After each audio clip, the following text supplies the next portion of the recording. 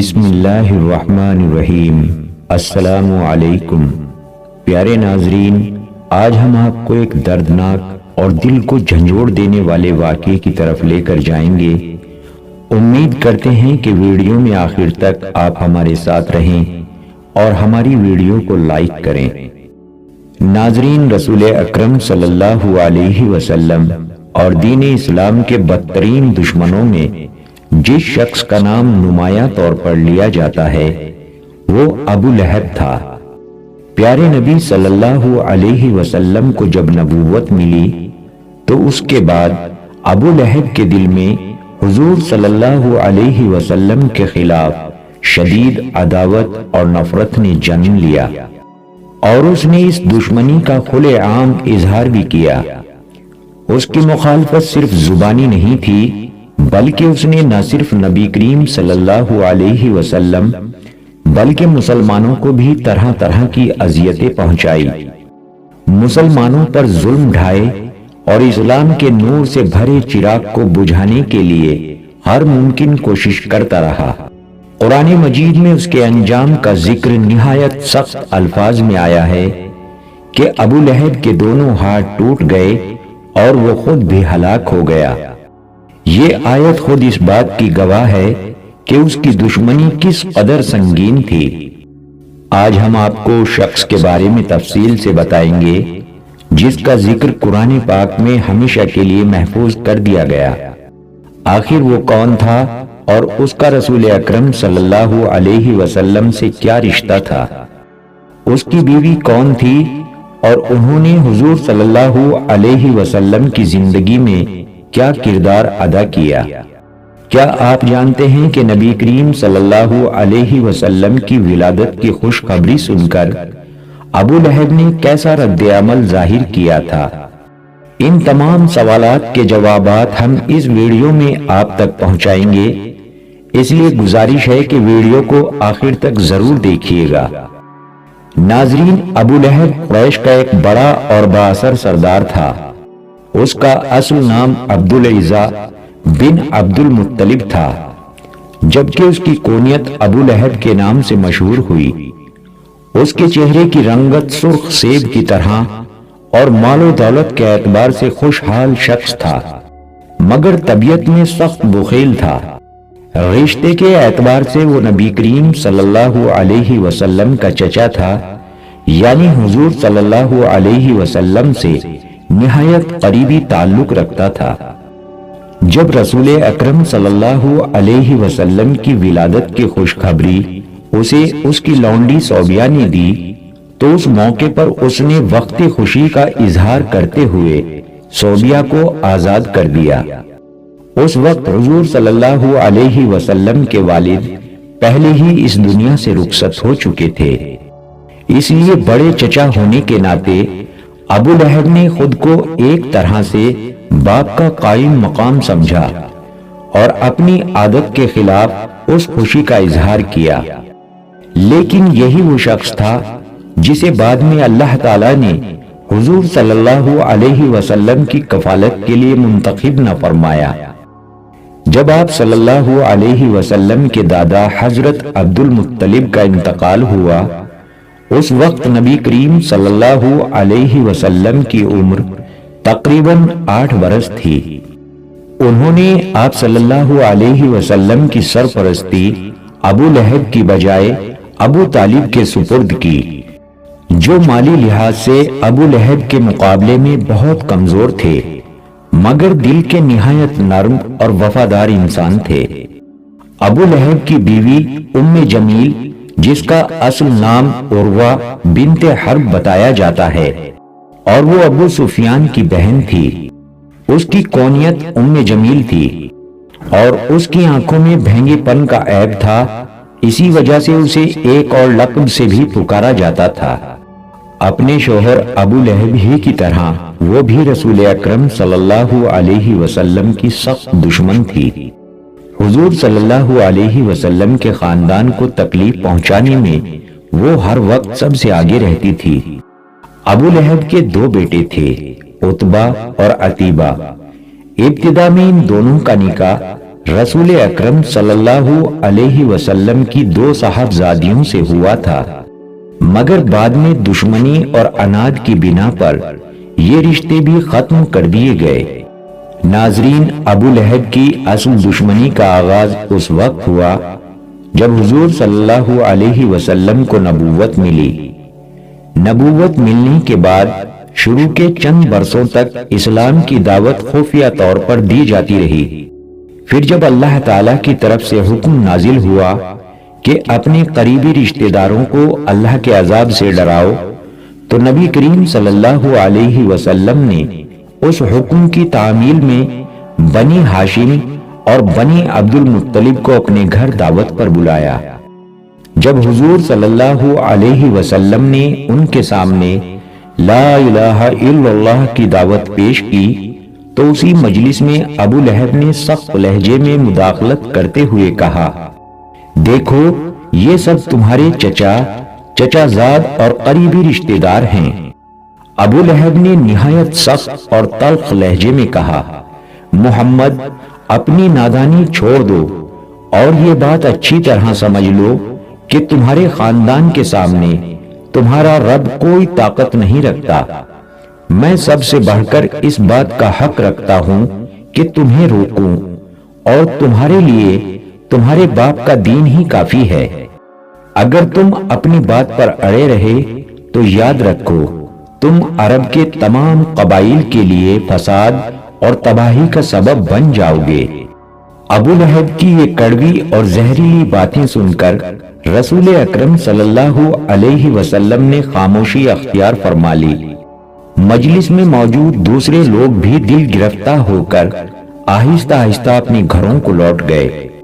नाजरीन, चंद दिन गुजरने के बाद नबी करीम सल्लल्लाहु अलैहि वसल्लम ने एक मर्तबा फिर अपने करीबी रिश्तेदारों को जमा किया। इस बार दावत को कुछ ज्यादा वजाहत और जुर्रत के साथ पेश फरमाया।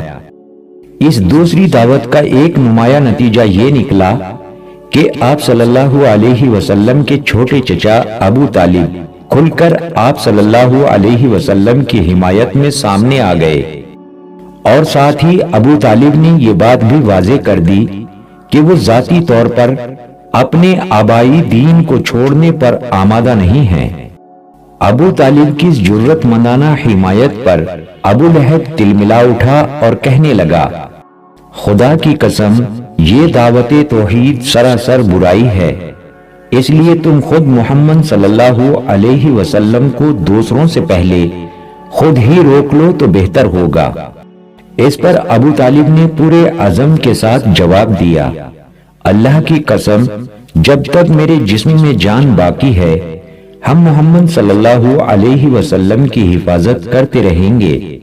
इस दूसरी दावत का सबसे बड़ा फायदा ये हुआ कि रसूल अकरम सल्लल्लाहु अलैहि वसल्लम को ये इत्मीनान हो गया कि बनी हाशिम में कम अज कम एक शख्स ऐसा जरूर है, यानी अबू तालिब, जिसकी हिमायत पर एतमाद किया जा सकता है। उसके बाद नबी करीम सल्लल्लाहु अलैहि वसल्लम ने तीसरा और निहायत जुर्रतमंदाना कदम उठाया। एक दिन आप सल्लल्लाहु अलैहि वसल्लम कोहे सफा पर तशरीफ ले गए और एक फरियादी की तरह बुलंद आवाज से कुरैश के मुख्तलिफ कबाइल को नाम ले लेकर पुकारा, ए बनी फहर, ए बनी अदी, ए बनी काब। यहां तक कि मक्का के तकरीबन तमाम लोग वहां जमा हो गए, और जो खुद ना आ सके उन्होंने अपना नुमाइंदा भेज दिया।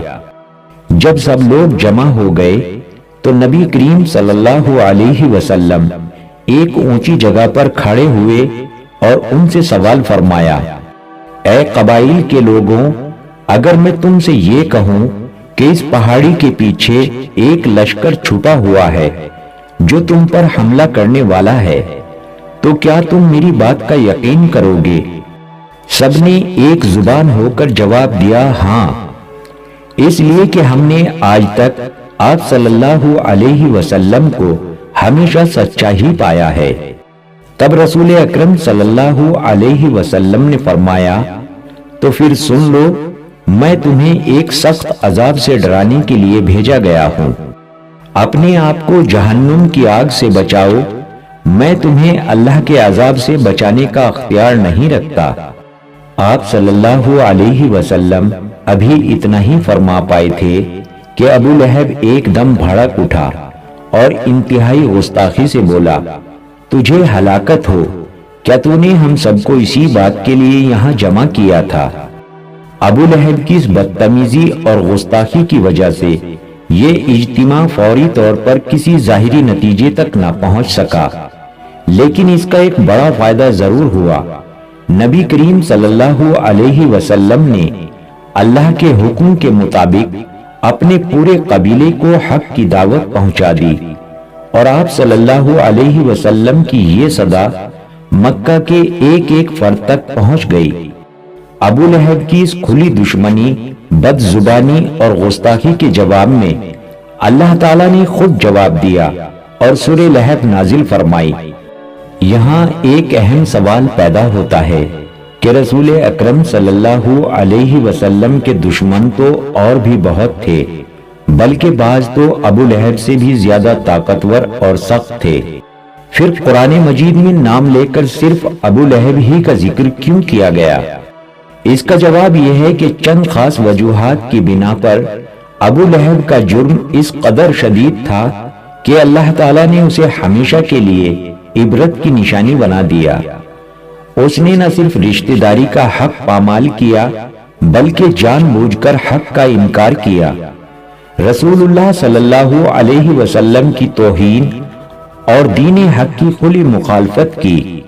اس لیے قرآن پاک میں اس کا نام لے کر مذمت کی گئی۔ ناظرین، ابو لہب کا جرم اتنا سنگین کیوں تھا کہ قرآن مجید میں اس کا نام لے کر مذمت کی گئی؟ اس کی ایک نہیں بلکہ کئی وجوہات تھی۔ پہلی وجہ یہ تھی کہ اس زمانے کے عرب معاشرے میں کوئی باقاعدہ حکومت یا عدالتی نظام موجود نہیں تھا جہاں مظلوم فریاد لے کر جاتا۔ ایسے حالات میں صرف قبائلی نظام ہی انصاف کا واحد سہارا ہوا کرتا تھا۔ اگر کسی پر ظلم ہوتا تو وہ فوراً اپنے قبیلے کو آواز دیتا اور پورا قبیلہ اس کی حمایت میں کھڑا ہو جاتا۔ اسی وجہ سے قبائلی رشتوں اور صلہ رحمی کا بے حد لحاظ رکھا جاتا تھا۔ ابو لہب وہ واحد بدبخت انسان تھا جس نے اس دور کے مسلمہ اور قبائلی احترام، قبائلی قانون کو پامال کیا۔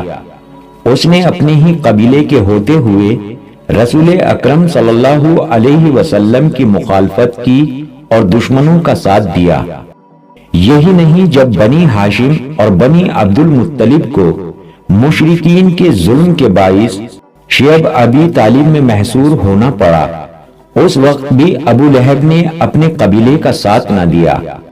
حالانکہ اس محاصرے میں بہت سے ایسے لوگ بھی شامل تھے جو اس وقت ایمان نہیں لائے تھے، مگر صرف قبائلی حمایت اور قانون کے احترام کی وجہ سے انہوں نے سخت بھوک، پیاس اور تکالیف برداشت کی۔ یہاں تک کہ نبی کریم صلی اللہ علیہ وسلم کے چھوٹے چچا ابو طالب نے بھی، جو آخر وقت تک ایمان نہ لائے، اپنی پوری زندگی حضور صلی اللہ علیہ وسلم کی حفاظت میں گزار دی اور قریش مکہ کی مخالفت مول لی، مگر قبائلی ذمہ داری کا حق ادا کیا۔ دوسری وجہ یہ تھی کہ عرب معاشرے میں چچا کو بھی باپ کا درجہ حاصل ہوتا تھا، خصوصاً اس صورت میں جب حقیقی والد وفات پا چکا ہو۔ اس لحاظ سے ابو لہب پر لازم تھا کہ وہ نبی کریم صلی اللہ علیہ وسلم کی حفاظت کرتا، چاہے وہ ایمان لاتا یا نہ لاتا، مگر اس نے حفاظت کی بجائے دشمنی اور ضد میں اس حد تک تجاوز کیا کہ وہ رسول اکرم صلی اللہ علیہ وسلم کے بدترین دشمنوں کی صف اول میں شمار ہونے لگا۔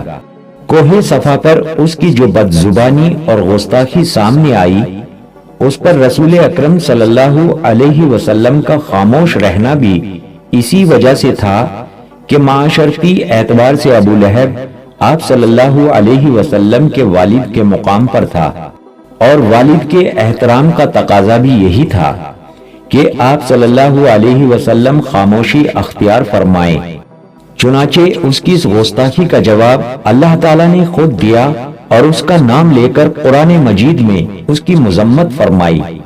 یہاں یہ بات سمجھانا بھی ضروری ہے کہ تبت یدا ابی لہب سے مراد یہ نہیں کہ جسمانی طور پر ابو لہب کے ہاتھ ٹوٹ جائیں، بلکہ یہ دراصل عربی زبان کا ایک بد دعا پر مبنی اسلوب ہے جو ناراضی اور غضب کے موقعوں پر استعمال کیا جاتا ہے۔ ایسے محاوراتی جملے صرف عربی ہی نہیں بلکہ ہر زبان میں پائے جاتے ہیں۔ ابو بکر صدیق رضی اللہ تعالیٰ عنہ کے صاحبزادے سے روایت ہے کہ جب سورہ لہب نازل ہوئی اور ابو لہب کی بیوی ام جمیل نے یہ سنا تو وہ غصے سے آپے سے باہر ہو گئی، ہاتھ میں پتھر لیے وہ رسول اکرم صلی اللہ علیہ وسلم کو نقصان پہنچانے کے ارادے سے نکلی اور راستے میں حضور صلی اللہ علیہ وسلم کی شان میں نازبہ اشعار پڑھتی جا رہی تھی۔ جب وہ مسجد حرم میں پہنچی تو وہاں رسول اکرم صلی اللہ علیہ وسلم حضرت ابو بکر صدیق رضی اللہ تعالیٰ عنہ کے ساتھ تشریف فرما تھے۔ حضرت ابو بکر صدیق رضی اللہ تعالیٰ عنہ نے عرض کیا، یا رسول اللہ، ام جمیل یعنی آپ کی چچی آ رہی ہیں، مجھے اندیشہ ہے کہ کہیں آپ کو نقصان نہ پہنچائے۔ نبی کریم صلی اللہ علیہ وسلم نے فرمایا، یہ مجھے دیکھ ہی نہیں سکے گی، اور ایسا ہی ہوا بھی۔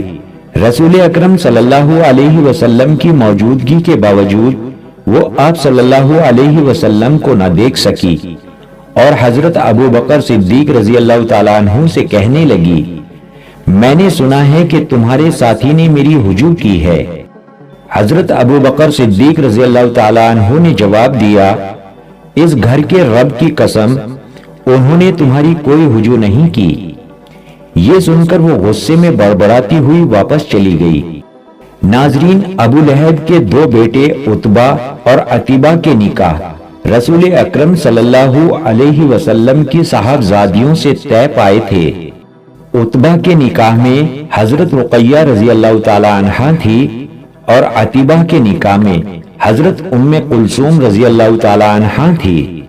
جب سورہ لہب نازل ہوئی تو ابو لہب نے ضد اور عداوت میں آ کر اپنے دونوں بیٹوں کو حکم دیا کہ وہ نبی کریم صلی اللہ علیہ وسلم کی صاحبزادیوں کو طلاق دے دیں، اور اسی کے ساتھ اس نے کھلم کھلا حضور صلی اللہ علیہ وسلم کے ساتھ گستاخی بھی کی۔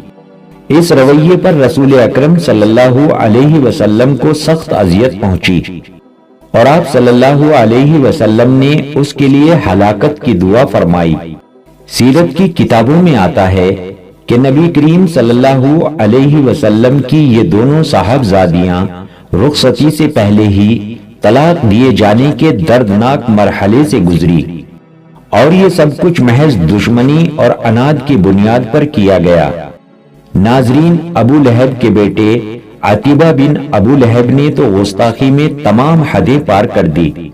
اس نے نہایت گندی زبان استعمال کی، یہاں تک کہ گستاخی کے عالم میں رسول اکرم صلی اللہ علیہ وسلم کی طرف جھپٹا اور آپ صلی اللہ علیہ وسلم کے کرتہ مبارک کو پھاڑ دیا۔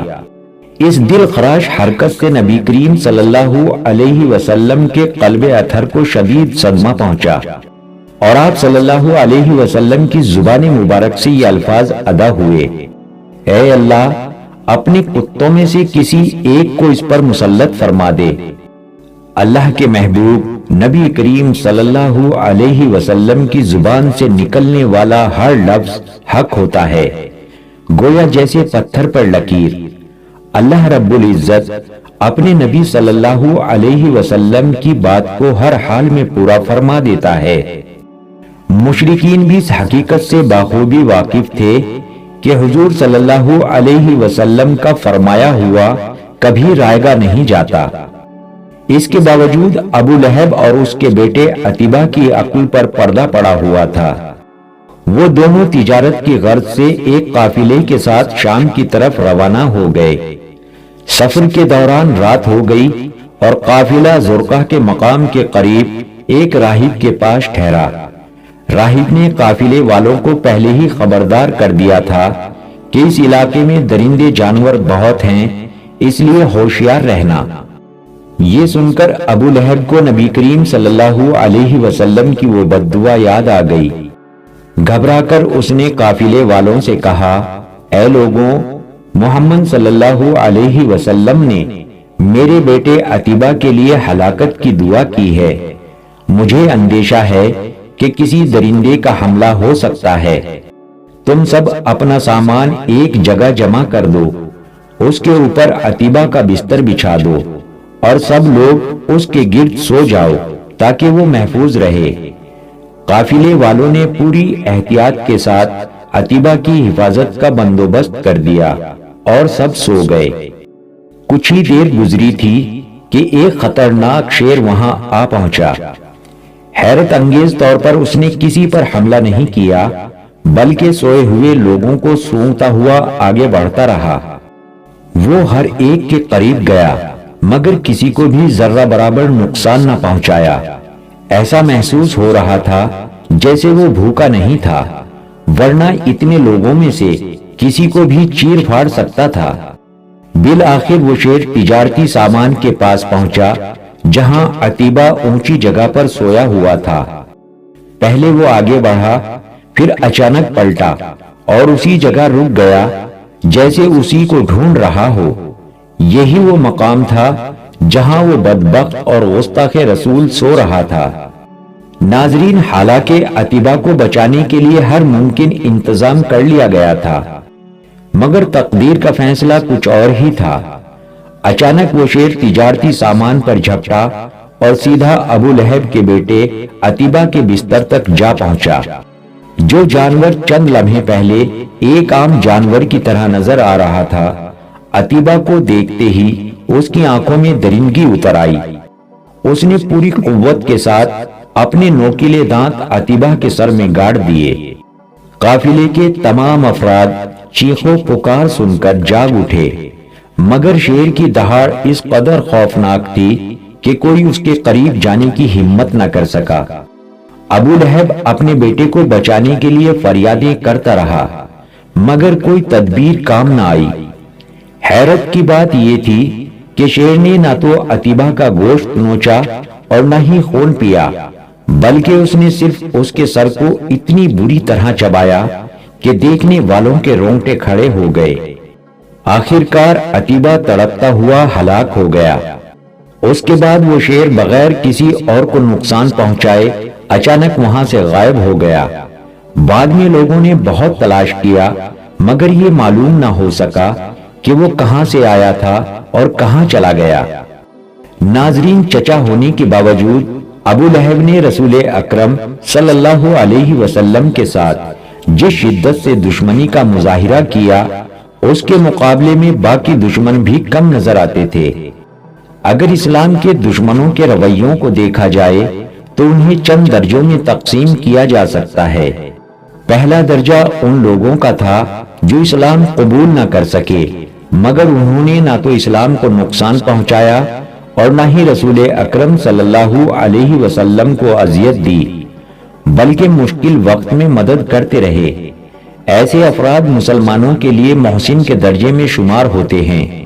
ان میں سب سے نمایاں نام حضرت ابو طالب کا ہے، جن کے احسانات اور حفاظتی کردار سے تاریخ بخوبی واقف ہے۔ اسی طرح مطعم بن عدی بھی قابل ذکر ہیں۔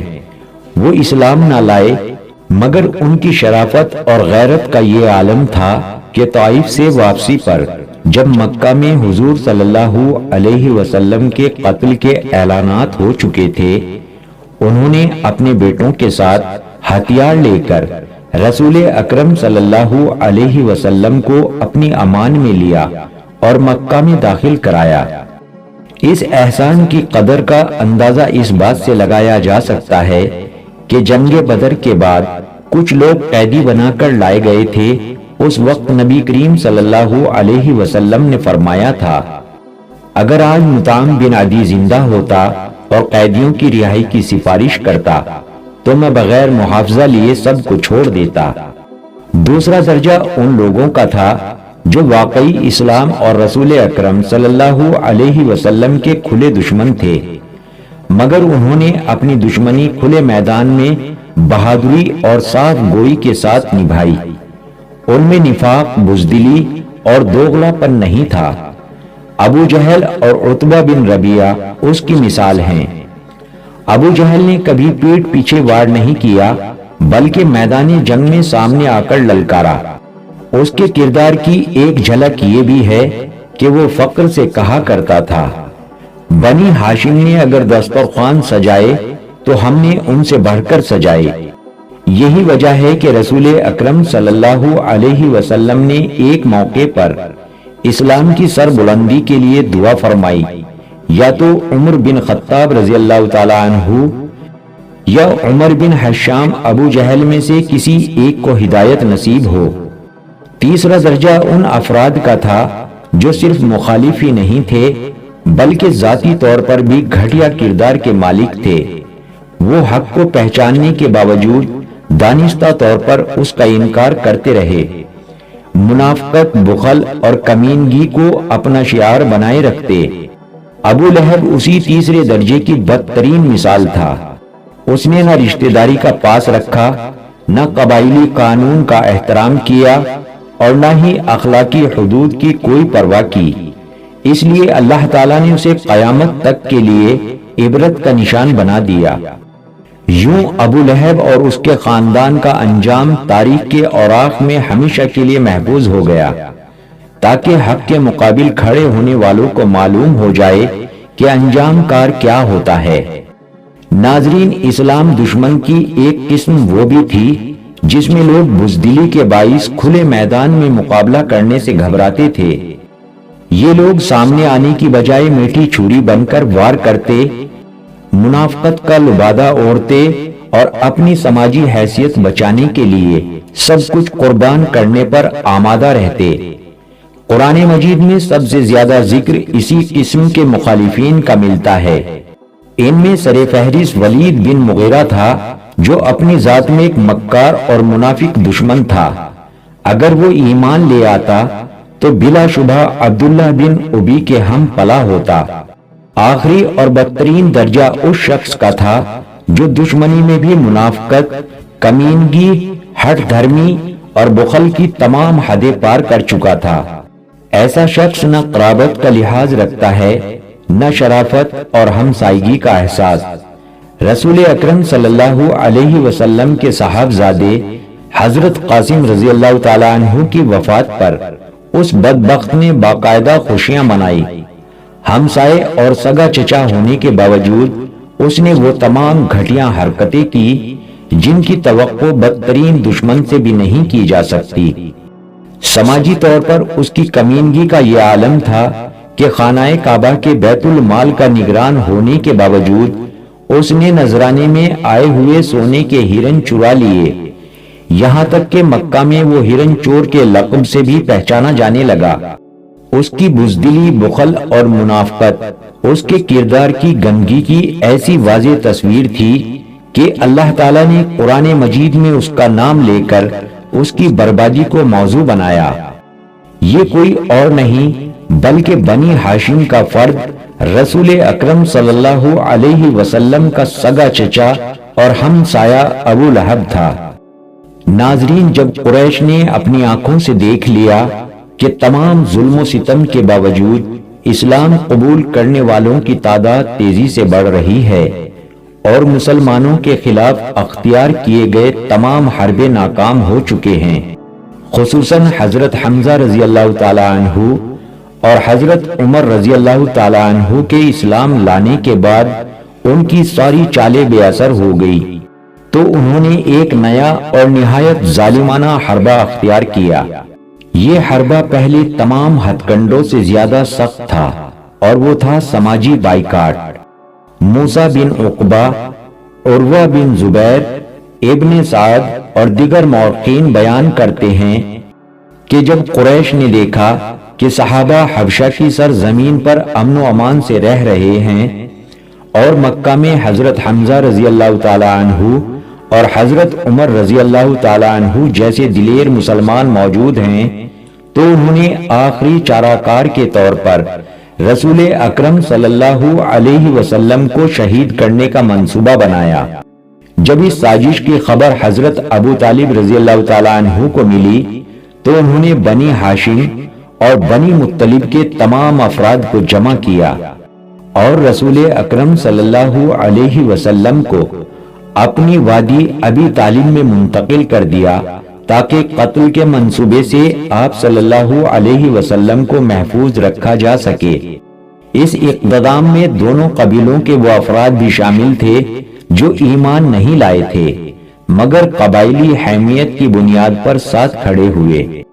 جب قریش نے یہ منصوبے بھی ناکام ہوتے ہوئے دیکھے تو انہوں نے مشورے سے ایک تحریری معاہدہ تیار کیا۔ اس میں طے پایا کہ بنی ہاشم اور بنی مطلب سے کسی قسم کا لین دین نہیں کیا جائے گا، نہ شادی بیاہ ہوگا، نہ خرید و فروخت ہوگی جب تک وہ رسول اکرم صلی اللہ علیہ وسلم کو ہمارے حوالے نہ کر دیں۔ یہ دستاویز لکھ کر خانہ کعبہ میں لٹکا دی گئی۔ بعض روایت کے مطابق اس معاہدے کو لکھنے والا منصور بن اکرمہ تھا اور بعض کے نزدیک اس کا نام حرث بن حارث یا طلحہ بتایا جاتا ہے۔ رسول اکرم صلی اللہ علیہ وسلم نے اس پر بددعا فرمائی جس کے نتیجے میں اس کے ہاتھ شل ہو گئے۔ بن ہاشم اور بنی مطلب کا یہ محاصرہ محرم الحرام 7ویں سال نبوت میں شروع ہوا اور 2 سے 3 سال تک جاری رہا۔ موسیٰ بن عقبہ کے مطابق یہ مدت پورے 3 سال تھی۔ ان برسوں میں ان پر ایسی سختیاں آئی کہ کھانے پینے کی کوئی چیز ان تک نہ پہنچنے دی جاتی تھی، یہاں تک کہ بھوک سے بچوں کے رونے کی آوازیں مکہ کی فضا میں گونجنے لگتی تھی۔ ان 3 برسوں میں بنو ہاشم کو ایسی شدید بھوک اور مصیبت کا سامنا کرنا پڑا کہ درختوں کے پتے اور جھاڑیاں کھانے پر مجبور ہو گئے۔ اگر کوئی شخص خفیہ طور پر ان کے لیے کھانے پینے کی کوئی چیز بھیجتا تو قریش اسے بھی تشدد کا نشانہ بناتے۔ آخرکار چند باہمت افراد نے ہمت دکھائی۔ ہشام بن عمرو، زبیر بن ابی امیہ، مطعم بن عدی، جمعہ بن عوف اور ابو البختری نے اس ظلم کے خلاف آواز اٹھائی اور بائیکاٹ نامہ پھاڑنے کا مطالبہ کیا۔ جب وہ دستاویز اتاری گئی تو معلوم ہوا کہ دیمک نے اللہ کے نام کے سوا سارا کاغذ چاٹ لیا۔ ابو لہب کی بیوی بھی اپنے شوہر کی طرح اسلام کی دشمن تھی، اس لیے قرآن مجید میں اس کا ذکر آیا کہ وہ جہنم کی آگ بھڑکانے کے لیے لکڑیاں اٹھائے گی۔ دنیا میں وہ اپنے شوہر کی دشمنی میں مددگار تھی اور آخرت میں عذاب کی۔ بعض روایت کے مطابق وہ کانٹوں والی جھاڑیاں لا کر نبی کریم صلی اللہ علیہ وسلم کے راستے میں بچھایا کرتی تھی اور بعض کے نزدیک یہ اس کی چغل خوری کی عادت کی طرف اشارہ ہے۔ جب سورہ لہب نازل ہوئی اس وقت ابو لہب اور اس کی بیوی دونوں زندہ تھے اور اللہ تعالیٰ نے واضح خبر دی کہ وہ ایمان نہیں لائیں گے اور کفر پر مریں گے، چنانچہ ایسا ہی ہوا۔ یہ اللہ کی قدرت کی ایک عظیم نشانی ہے۔ پیارے ناظرین، اگر ویڈیو میں آپ ہمارے ساتھ یہاں تک تھے تو ہماری ویڈیو کو لائک اور شیئر ضرور کریں۔ آخر میں ہم دعا کرتے ہیں کہ اللہ تعالی ہمیں نبی کریم صلی اللہ علیہ وسلم کی سچی محبت اور اسلام کی کامل پیروی نصیب فرمائے، آمین یا رب العالمین۔